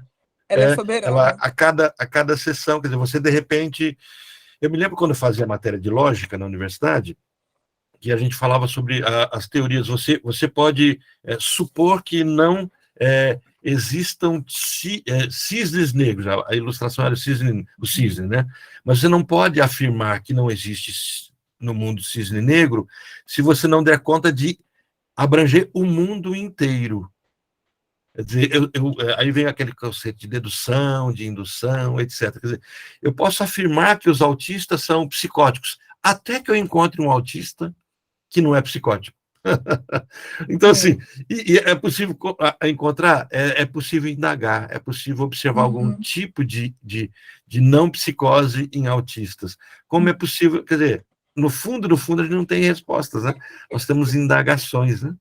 E eles trazem essa questão, né, que o autismo não tem alucinação, né, como o psicótico, né? Tem mais essa, assim, porque é uma relação de objeto. Não alucina, né? E não delira também, né? Não há um delírio. Não, porque você vê, ele não tem essa projeção, né, desse objeto interno. Ele não dá conta, porque ele nem tem alguém para projetar. É complicado. O Pedro tinha feito nas colocações dele, que é o lado, para ele ser o neuropsicólogo, ele acaba trazendo essa discussão do biológico, né? Então, ali, dessa instância biológica. E aí, naqueles vídeos que você postou para a gente, é interessante, quando ela coloca que, ok, mais ou menos assim, eu vou de uma forma muito resumida, mas parece que ela diz assim, ok, a medicina diz isso, mas eu não sou médica. Então, não tem por que eu olhar o que a medicina diz, mas eu tenho que olhar o dinâmico de tudo isso.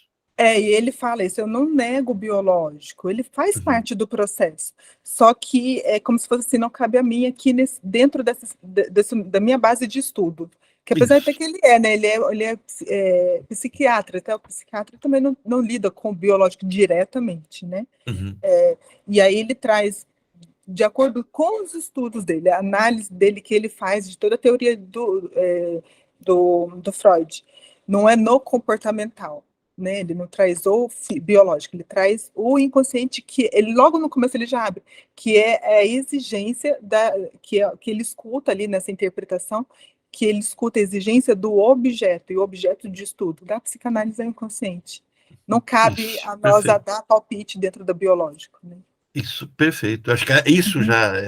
A Milena levantou a mão. Gente, aí depois da Milena, se ninguém mais levantar a mão, eu vou pedir só para a Glaíse, depois de responder a Milena, fazer um fechamento, mas daí eu vou fechar com todos, eu encerro aqui, mas abro na supervisão para o pessoal da supervisão, porque eu acho que daí a gente pode trazer alguns casos de uma forma mais tranquila. Quer dizer, a Glaíse está presa com a gente até as 11h30. Mas daí eu só fecho a gravação, encerro com todo mundo e o pessoal que tem o link da supervisão começa a entrar. Milena. Glaíse, obrigada por tudo. Foi muito bom. E o que eu ia entrar é justamente o que vocês estavam falando agora. A minha questão é a seguinte: o que tem na literatura, na área psicológica, sobre a estruturação do autismo, por enquanto?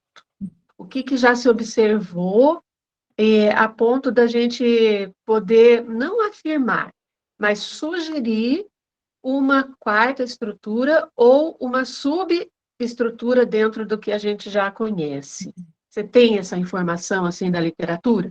Não, eu não encontrei uma literatura trazendo, como o Orlando está falando, algo conclusivo, né? Tem várias áreas em estudo. Eles dizem que até é complicado, porque a própria relação ali no atendimento do autista é muito difícil, porque a interação com ele é complicada demais, né? Para ter essa troca, para poder investigar. E por conta disso, acaba que é muito raso ainda, muito pouco o conteúdo que tem de estudo sobre isso. Eu me calquei no Laplanche, né? Eu me baseei por ele por conta dessa estruturação de psiquismo que ele apresenta, né? Ele fala o psiquismo vai ser estruturado, o aparato psíquico na relação com o cuidador. E então, eu trago o que nessa relação está vindo, né, como ele diz, desse estrangeiro, desse outro, dessa mensagem enigmática, impregnada de fantasias do adulto, o que traz para essa criança que ela não dá conta de se estruturar, né, de estruturar o aparato dela. Eu segui por esse viés. O Pedro estava seguindo do outro dia pelo Winnicott, e como o Júlio seguiu outro dia pelo Laplanche. Cada um tem uma visão dentro da teoria que segue, né? Mas, Entendi. ao meu ver, essa questão que ele traz, essa mensagem enigmática que é transmitida nesse cuidado com a criança, para mim preencher uma lacuna nesse transgeracional, desse algo a mais que chega de outras... Ele chama assim de uma terceira realidade, ele fala, sabe? Ele fala, tem a realidade a nossa que a gente convive, tem a do inconsciente e tem essa que a gente recebe, o inconsciente falando. Ele fala desse fantasístico. É onde tem outra comunicação.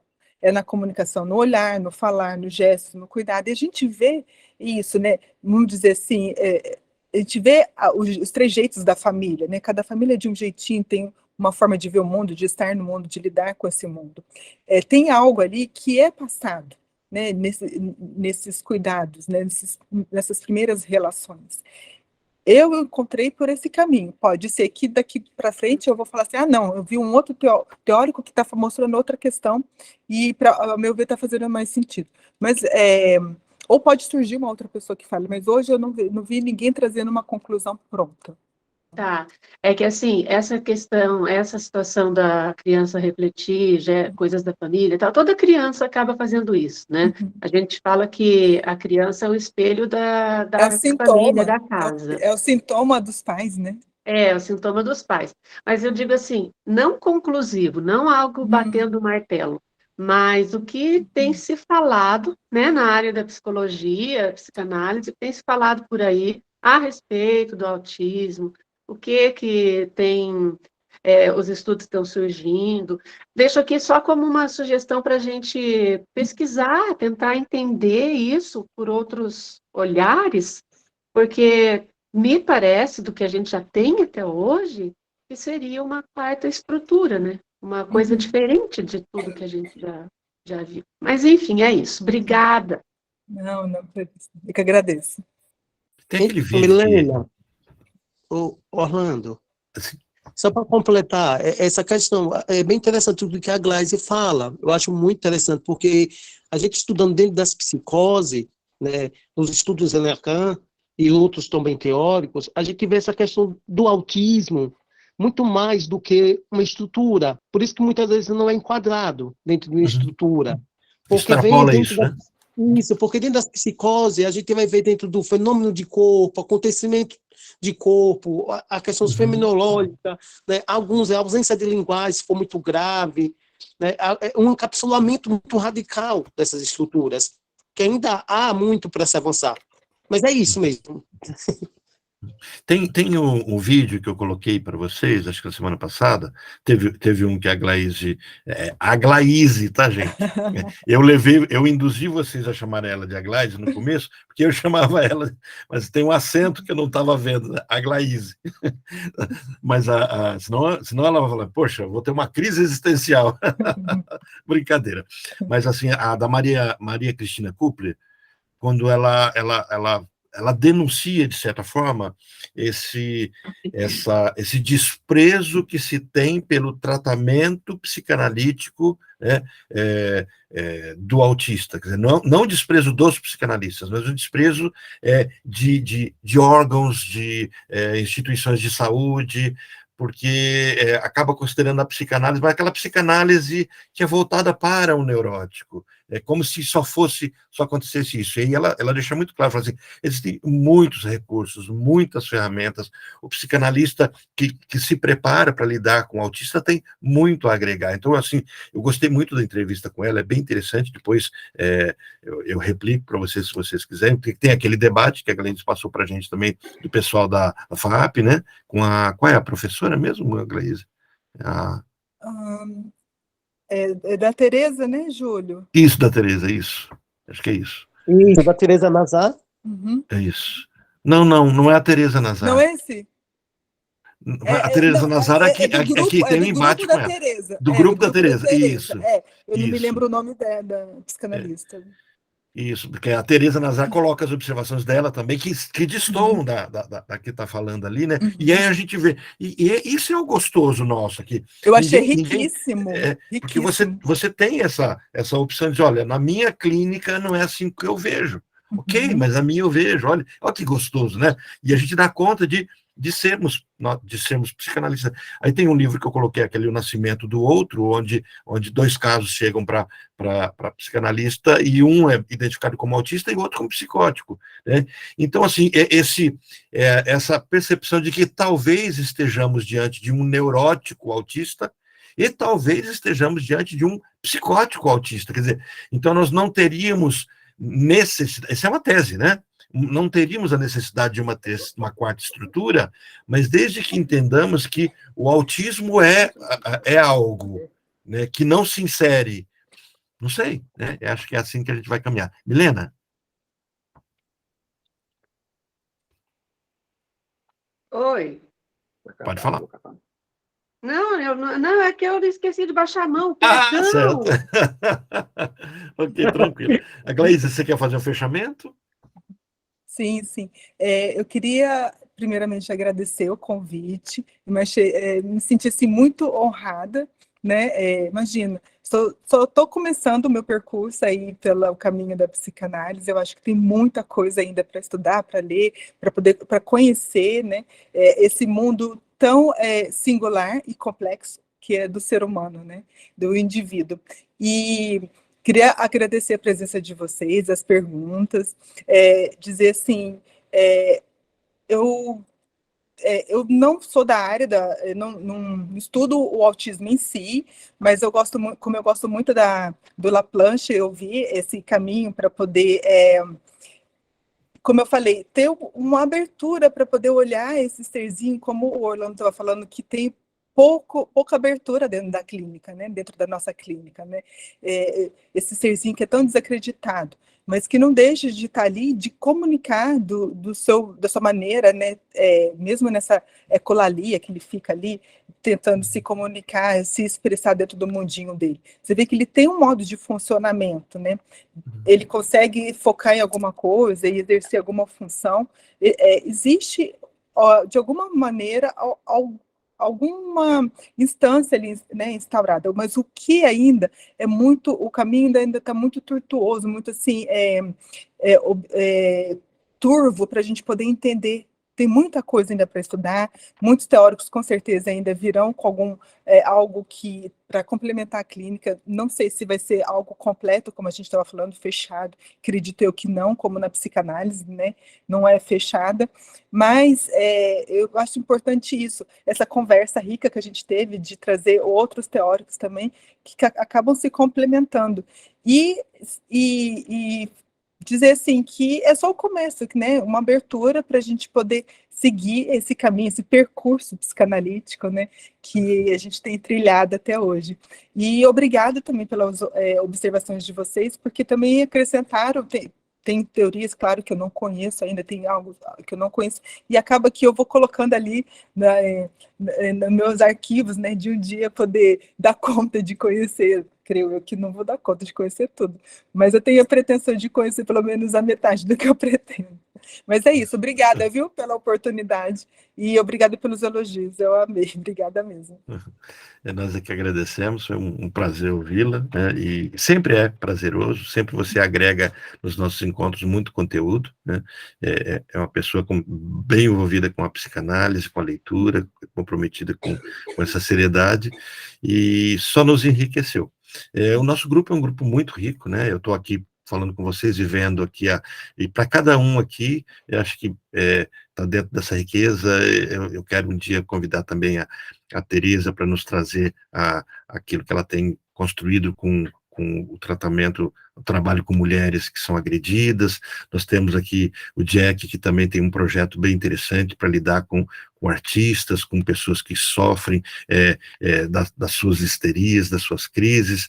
Temos ali cada um, a Milena, que precisa nos trazer o trabalho que ela tem feito com mulheres que enfrentam problemas com a imagem, com a questão da alopécia, é uma autoridade em trabalhar isso.